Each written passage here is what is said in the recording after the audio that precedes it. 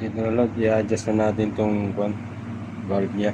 Bali, ang bigay natin dito sa inlet 0.20 mm, saka sa exhaust bali 1.6, 160. Pinagsama na natin 75 saka 85. Dito naman load sa injector niya, pag-adjust lang nito,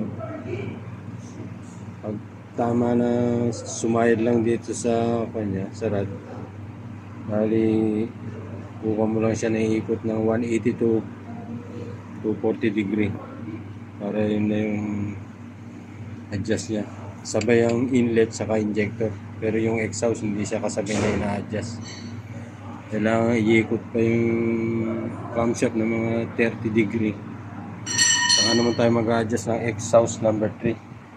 Dito tayo mag-adjust ng 1.6, 160.